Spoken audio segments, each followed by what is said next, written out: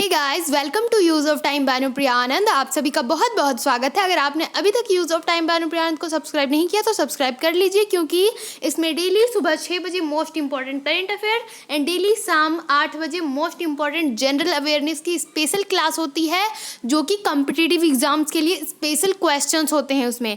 तो चलिए समय को व्यर्थ ना करते हुए हम अपने सवाल की ओर चलते हैं। देखिए सवाल नंबर 1, क्वेश्चन नंबर 1 देखिए क्या कहता है। निम्नलिखित में से किसका सही मेल बाघ आरक्षित क्षेत्र परियोजना के साथ नहीं बैठता? ऑप्शन देखिएगा दोस्तों, 1 सरिस्का अलवर, ऑप्शन 2 वाल्मीकि हजारीबाग, ऑप्शन 3 पेंच गढ़वाल, ऑप्शन 4 नागार्जुन सागर श्री सेलम। तो दोस्तों इसका सही आंसर होगा ऑप्शन नंबर 3। जी हाँ, इसका सही आंसर होगा पेंच गढ़वाल। इसका सही आंसर है ऑप्शन नंबर 3, याद रखना है। अगले प्रश्न की ओर चलते हैं। नंबर 2 देखिए, हड़प्पा सभ्यता की खोज किस वर्ष में हुई थी? सवाल नंबर 2 क्या कहता है, हड़प्पा सभ्यता की खोज किस वर्ष में हुई थी? तो ऑप्शन देखिएगा दोस्तों, ऑप्शन नंबर 1 1935, ऑप्शन 2 1942, ऑप्शन 3 1901 या ऑप्शन 4 1922। तो दोस्तों इसका सही आंसर होगा ऑप्शन नंबर 4। जी हाँ, 1922 इसका सही आंसर है। हड़प्पा सभ्यता की खोज किस वर्ष में हुई थी? तो 1922 में, याद रखना है। अगले प्रश्न की ओर चलते हैं। वीडियो अच्छा लगता हो तो कमेंट करके जरूर बताइएगा, लाइक करना ना भूलें एंड अपने दोस्तों के साथ शेयर जरूर कर दीजिएगा।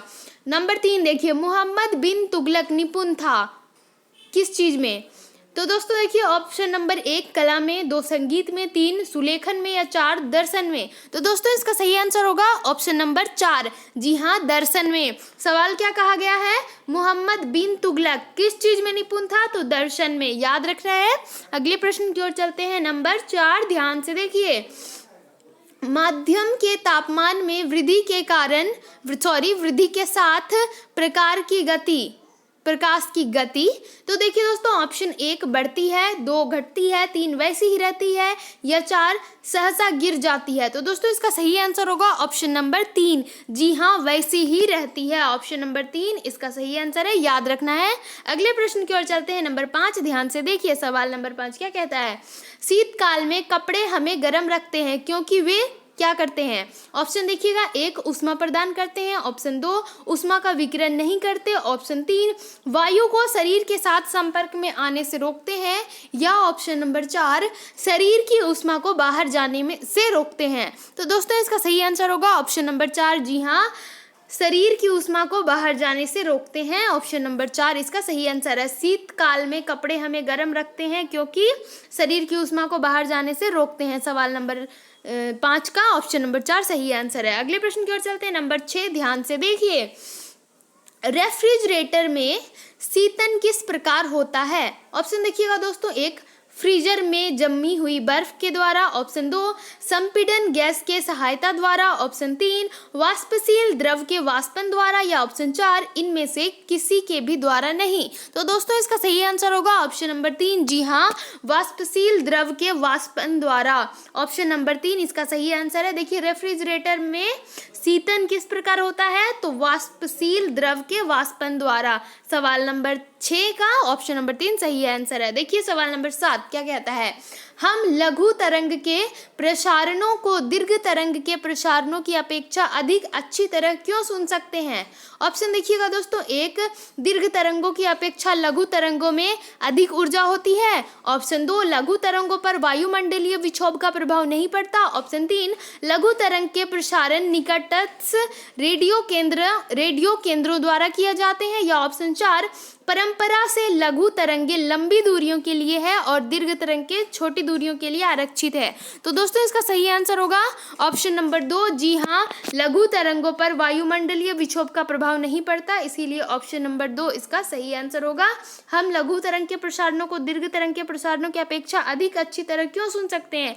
क्योंकि लघु तरंगों पर वायुमंडलीय विक्षोभ का प्रभाव नहीं पड़ता है, इसीलिए। अगले प्रश्न की ओर चलते हैं। सवाल नंबर 8 देखिए, क्वार्ट्ज किससे बनता है? ऑप्शन देखिएगा दोस्तों, 1 कैल्शियम सल्फेट से, ऑप्शन 2 कैल्शियम सिलिकेट से, ऑप्शन 3 सोडियम सल्फेट से या ऑप्शन 4 सोडियम सिलिकेट से। तो दोस्तों इसका सही आंसर होगा ऑप्शन नंबर 2। जी हाँ, इसका सही आंसर है कैल्शियम सिलिकेट से। क्वार्ट्ज किससे बनता है? तो कैल्शियम सिलिकेट से बनता है, याद रखना है। अगले प्रश्न की ओर चलते हैं। नंबर 9 ध्यान से देखिए, भारत की संविधान सभा गठित करने का आधार क्या था?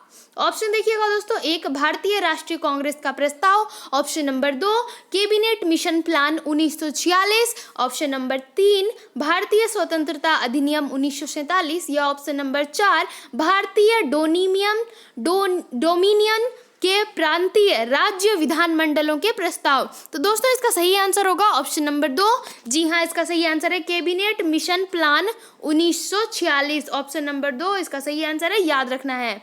अगले प्रश्न की ओर चलते हैं। नंबर 10, ध्यान से देखिए, व्यापारिक पवनें कहाँ से चलती है? ऑप्शन देखिए दोस्तों, 1 विषुवतीय निम्न दाब से, ऑप्शन 2 ध्रुवीय उच्च दाब से, ऑप्शन 3 उपोष्ण उच्च दाब से, ऑप्शन 4 अधो ध्रुवीय निम्न दाब से। तो दोस्तों इसका सही आंसर होगा ऑप्शन नंबर 3। जी हाँ, उपोष्ण उच्च दाब से, ऑप्शन नंबर 3 इसका सही आंसर है। क्या कहा गया है? व्यापारिक पवनें कहाँ से चलती है? तो इसका सही आंसर होगा उपोष्ण उच्च दाब से, याद रखना है। अगले प्रश्न की ओर चलते हैं। नंबर 11, ध्यान से देखिए, भारत के चंद्र मिशन को क्या नाम दिया गया था? ऑप्शन देखिएगा दोस्तों, 1 विक्रम, 2 कल्पना, 3 चंद्रयान 1 या 4 इंस्टेंट 5। तो दोस्तों इसका सही आंसर होगा ऑप्शन नंबर 3। जी हाँ, चंद्रयान 1, ऑप्शन नंबर 3 इसका सही आंसर है। भारत के चंद्र मिशन को क्या नाम दिया गया था? तो इसका सही आंसर होगा चंद्रयान 1, याद रखना है। अगले प्रश्न की ओर चलते हैं। नंबर 12, ध्यान से देखिए, राज्यसभा में निर्वाचित सदस्यों की अधिकतम संख्या कितनी है? दोस्तों मैं बोलना चाहूँगी कि आप लोग डेली यूज़ ऑफ टाइम में सुबह मोस्ट इंपॉर्टेंट करेंट अफेयर जान सकते हैं और हर रोज़ शाम 8 बजे मोस्ट इंपॉर्टेंट जनरल अवेयरनेस। अगर आज आप पहली बार क्लास में व्यू कर रहे हैं तो नीचे रेड बटन जो दिख रहा है सब्सक्राइब का, उसे टच करके सब्सक्राइब कीजिए और उसके बगल में एक बेल आइकन दिख रहा होगा, उस बेल आइकन को अगर आप दबा देंगे तो मेरे द्वारा डाली गई सारी वीडियो की नोटिफिकेशन आप तक पहुँच जाएगी। और अगर आप पिछले वीडियो को देखना चाहते हैं तो ऊपर आई बटन पर लिंक है, आप देख सकते हैं, और नीचे डिस्क्रिप्शन में भी लिंक है। ओके, देखिए इसका ऑप्शन क्या है। ऑप्शन नंबर 1 250, ऑप्शन 2 338, ऑप्शन 3 245 या ऑप्शन 4 248। तो दोस्तों इसका सही आंसर होगा ऑप्शन नंबर 2। जी हाँ, 238 इसका सही आंसर है ऑप्शन नंबर 2। राज्यसभा में निर्वाचित सदस्यों की अधिकतम संख्या कितनी होती है? तो 238, याद रखना है। सवाल नंबर 2 सही है। अगले ऑप्शन नंबर 2 सही है, 238। अगले प्रश्न की ओर चलते हैं। नंबर 13, ध्यान से देखिए, आप टेलीग्राम पे भी मुझे फॉलो कर सकते हो, उसमें use of time by Anupriya Anand के नाम से सर्च करोगे आपको हमारा चैनल मिल जाएगा, फॉलो कर सकते हो। देखिए नंबर 13, हर 5 वर्ष के बाद वित्त आयोग का गठन कौन करता है? ऑप्शन देखिएगा दोस्तों, 1 मंत्रिपरिषद, ऑप्शन 2 संसद, ऑप्शन 3 राष्ट्रपति या ऑप्शन 4 नियंत्रक एवं महालेखा परीक्षक। तो दोस्तों इसका सही आंसर होगा ऑप्शन नंबर 3। जी हाँ, इसका सही आंसर है राष्ट्रपति। हर 5 वर्ष के बाद वित्त आयोग का गठन कौन करता है? तो राष्ट्रपति। ऑप्शन नंबर 3 इसका सही आंसर है। अगले प्रश्न की ओर चलते हैं। नंबर 14, ध्यान से देखिए, भारतीय नेपोलियन की उपाधि किसे दी गई? ऑप्शन देखिएगा, 1 चंद्रगुप्त मौर्य, ऑप्शन 2 समुद्रगुप्त, ऑप्शन 3 चंद्रगुप्त प्रथम या ऑप्शन 4 हर्षवर्धन। तो दोस्तों इसका सही आंसर होगा ऑप्शन नंबर 2। जी हाँ, इसका सही आंसर है समुद्रगुप्त, याद रखना है। भारतीय नेपोलियन की उपाधि किसे दी गई? तो समुद्रगुप्त को, याद रखना है। अगले प्रश्न की ओर चलते हैं। नंबर 15, ध्यान से देखिए, संसद के दोनों सदनों का संयुक्त अधिवेशन कब बुलाया जाता है? ऑप्शन देखिएगा दोस्तों, 1 केवल राष्ट्रीय आपातकाल की स्थिति में, ऑप्शन 2 जब एक सदन द्वारा पारित विधेयक दूसरे सदन द्वारा अस्वीकार कर दिया जाता है, और या ऑप्शन 3 एक सदन द्वारा अनुमोदित एक दूसरे सदन द्वारा अस्वीकार कर दिया जाता है, या ऑप्शन नंबर 4 2 और 3 दोनों। तो दोस्तों इसका सही आंसर क्या होगा? देखिए इसका सही आंसर होगा ऑप्शन नंबर 4। जी हाँ, 2 और 3 दोनों, यानी कि इसका सही आंसर होगा ऑप्शन नंबर 2 और 3, इसलिए ऑप्शन नंबर 4 इसका सही आंसर है। जब एक सदन द्वारा पारित विधेयक दूसरे सदन द्वारा अस्वीकार कर दिया जाए और एक सदन द्वारा अनुमोदित एक दूसरे सदन द्वारा अस्वीकार कर दिया जाए, तब क्या कहा गया सवाल में? संसद के दोनों सदनों का संयुक्त अधिवेशन कब बुलाया जाता है? तो ऑप्शन नंबर 2 और 3 सही है, इसलिए ऑप्शन नंबर 4 सही होगा, याद रखना है। अगले प्रश्न की ओर चलते हैं। नंबर 16, दोस्तों कोरोना वायरस से रिलेटेड भी मैंने वीडियो बनाया है, आप वो जाकर देख सकते हैं, जिसमें 2 दवाओं को ट्रायल करने के लिए अनुमति दी गई है। उन 2 दवाओं का नाम भी पता चल जाएगा, और कोरोना से जो राहत दे रहा है वेंटिलेटर, मैंने उसके बारे में भी वीडियो बना चुकी है, तो आप वो चेक कर सकते हो। और भी बहुत सारे वीडियो है जो कि मोस्ट इंपॉर्टेंट है, करेंट अफेयर्स और जनरल अवेयरनेस, वो भी आप देख सकते हो। मेरे चैनल में। देखिए सवाल नंबर 16 क्या कहता है। राज्य विधानसभा द्वारा पारित साधारण विधेयक विधान परिषद द्वारा अधिकतम कितनी अवधि तक विलंबित किया जा सकता है। ऑप्शन देखिएगा दोस्तों, 1 महीना, 2 6 महीना, ऑप्शन 3 महीना या ऑप्शन नंबर 4 महीना। तो दोस्तों इसका सही आंसर होगा ऑप्शन नंबर 3। जी हाँ, इसका सही आंसर होगा ऑप्शन नंबर 3 महीने के लिए। तो क्या कहा गया है सवाल में, राज्य विधानसभा द्वारा पारित साधारण विधेयक विधान परिषद द्वारा अधिकतम कितनी अवधि तक विलंबित किया जा सकता है, तो 3 महीने तक, याद रखना है। अगले प्रश्न की ओर चलते हैं, नंबर 17, ध्यान से देखिए। भारत में किसी राज्य में राष्ट्रपति शासन लागू किया जाता है जब, ऑप्शन देखिएगा दोस्तों, 1 राज्य का मंत्रिमंडल त्याग पत्र दे दे, ऑप्शन 2 राज्य के राज्यपाल की मृत्यु हो जाए, या ऑप्शन नंबर 3 चुनावों की घोषणा कर दी जाए, या ऑप्शन नंबर 4 राज्य का शासन संविधान के अनुसार ना चलाया जा सके। तो दोस्तों इसका सही आंसर होगा ऑप्शन नंबर 4। जी हाँ, इसका सही आंसर है राज्य का शासन संविधान के अनुसार ना चलाया जा सके। तो सवाल क्या है, भारत में किसी राज्य में राष्ट्रपति शासन लागू किया जाता है जब राज्य का शासन संविधान के अनुसार ना चलाया जा सके। ऑप्शन नंबर 4 इसका सही आंसर है, याद रखना है। अगले प्रश्न की ओर चलते हैं, नंबर 18, ध्यान से देखिए। इंसुलिन में निम्नलिखित में से कौन सी धातु होती है। ऑप्शन देखिएगा दोस्तों, 1 तांबा, 2 लोहा, 3 जस्ता जिंक, ऑप्शन नंबर 4 मैग्नीशियम। तो दोस्तों इसका सही आंसर होगा ऑप्शन नंबर 3। जी हाँ, जस्ता जिंक इसका सही आंसर है, ऑप्शन नंबर 3 जस्ता सही आंसर है, याद रखना है। इंसुलिन में कौन सा धातु पाया जाता है, तो जस्ता पाया जाता है।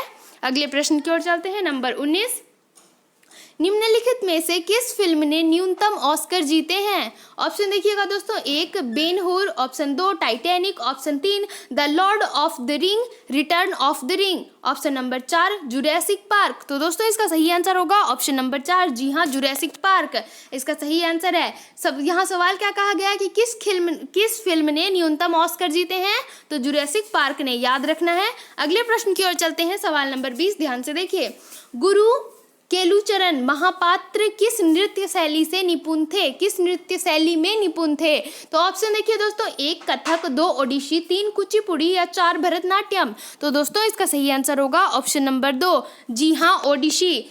वो किस चीज में निपुण थे, ओडिसी में। और कौन, गुरु केलुचरण, और किस चीज में, तो ओडिसी में, याद रखना है। अगले प्रश्न की ओर चलते हैं, नंबर 21, भारत में मुगल सत्ता की स्थापना की लड़ाई, भारत में मुगल सत्ता की स्थापना किस लड़ाई के बाद हुई। ऑप्शन देखिएगा दोस्तों, 1 तराइन की पहली लड़ाई, ऑप्शन 2 तराइन की दूसरी लड़ाई, ऑप्शन 3 पानीपत की पहली लड़ाई, या ऑप्शन 4 पानीपत की दूसरी लड़ाई। तो दोस्तों इसका सही आंसर होगा ऑप्शन नंबर 3। जी हाँ, पानीपत की पहली लड़ाई, ऑप्शन नंबर 3 इसका सही आंसर है। सवाल क्या कहा गया है, मुगल सत्ता की स्थापना किस लड़ाई के बाद हुई थी। तो पानीपत की पहली लड़ाई के बाद मुगल सत्ता की स्थापना हो गई थी, याद रखना है। अगले प्रश्न की ओर चलते हैं, नंबर 22, ध्यान से देखिए। निम्नलिखित में से कौन सा पिड़कनाशी ओजोन का ह्रास करता है। तो ऑप्शन देखिएगा दोस्तों, 1 DDT, option 2 benzene methyl bromide, option 4 ethylene ozonide. तो दोस्तों इसका सही आंसर होगा ऑप्शन नंबर 1। जी हाँ, DDT, और इसका फुल फॉर्म होता है डिक्लोरोडिफेनिल ट्राइक्लोरोइथेन। जी हाँ, DDT का फुल फॉर्म यही होता है, याद रखना है। अगले प्रश्न की ओर चलते हैं, नंबर 23, ध्यान से देखिए। क्लिंग पुरस्कार निम्नलिखित में से किस क्षेत्र में दिया जाता है। ऑप्शन देखिएगा दोस्तों, 1 कला, 2 चिकित्सा शास्त्र, ऑप्शन 3 सृजनात्मक लेखन, ऑप्शन 4 विज्ञान। तो दोस्तों इसका सही आंसर होगा ऑप्शन नंबर 4। जी हाँ, विज्ञान। सवाल क्या पूछा गया है, क्लिंग पुरस्कार किस क्षेत्र में दिया जाता है, तो विज्ञान के क्षेत्र में, याद रखना है। अगले प्रश्न की ओर चलते हैं, नंबर 24। दोस्तों वीडियो अच्छा लग रहा हो तो लाइक ज़रूर कीजिएगा और कमेंट करके बताइएगा कि कैसा लग रहा है। एंड मोस्ट इम्पॉर्टेंट कि आप अपने दोस्तों के साथ शेयर जरूर कीजिएगा, WhatsApp group, Facebook group and आपके सारे कॉन्टैक्ट में। देखिए सवाल नंबर 24, निम्नलिखित में से भारत सरकार के गैर योजना खर्च का सबसे बड़ा शीर्ष कौन सा है।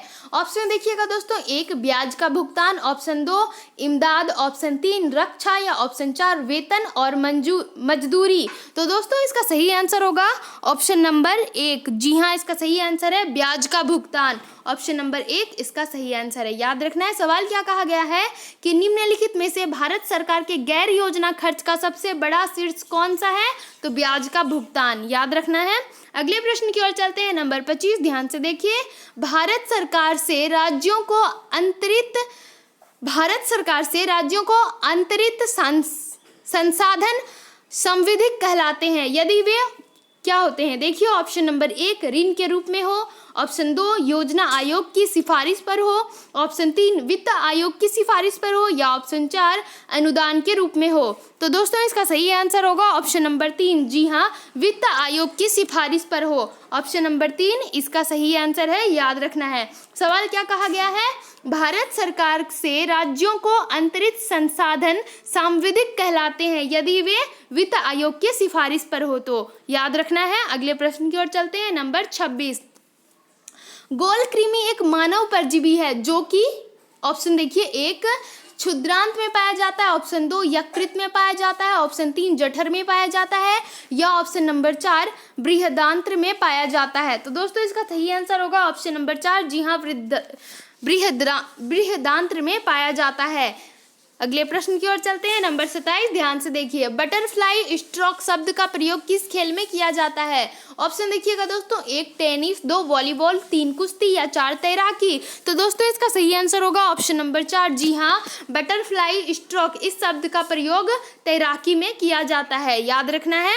बटरफ्लाई स्ट्रोक का प्रयोग तैराकी में किया जाता है। अगले प्रश्न की ओर चलते हैं। नंबर 28 विषुवतीय प्रदेशों में क्या होती है? ऑप्शन देखिएगा 1 गर्म और शुष्क जलवायु होती है, ऑप्शन 2 गर्म और आर्द्र जलवायु होती है, ऑप्शन 3 गीली और तूफानी जलवायु होती है, या ऑप्शन नंबर 4 सामान्य सुहानी जलवायु होती है। तो दोस्तों इसका सही आंसर होगा ऑप्शन नंबर 2। जी हाँ, गर्म और आर्द्र जलवायु होती है। याद रखना है। ऑप्शन नंबर 2 इसका सही आंसर है।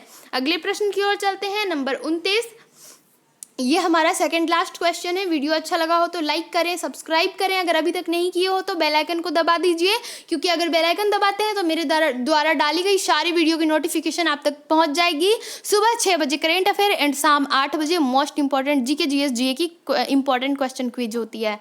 देखिए सवाल नंबर 29 ऊर्जा संकट किसका परिणाम है? ऑप्शन देखिएगा 1 ऊर्जा उत्पादन में भारी लागत का, ऑप्शन 2 प्रदूषण के कारण कुछ ऊर्जा स्रोतों का प्रयोग करने के भय का, या ऑप्शन 3 ऊर्जा के अनवीकरणीय स्रोतों के अधिक प्रयोग का, ऊर्जा के स्रोतों की अनुपलब्धता का।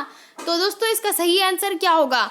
देखिए इसका सही आंसर होगा ऑप्शन नंबर 3। जी हाँ, इसका सही आंसर होगा ऊर्जा के अनवीकरणीय स्रोतों के अधिक प्रयोग का। जी हाँ, ऑप्शन नंबर 3 इसका सही आंसर है। याद रखना है। ऊर्जा संकट किसका परिणाम है? तो ऊर्जा के अनवीकरणीय स्रोतों के अधिक प्रयोग का। याद रखना है। अगले प्रश्न की ओर चलते हैं और ये नंबर 30 हमारा अंतिम प्रश्न है।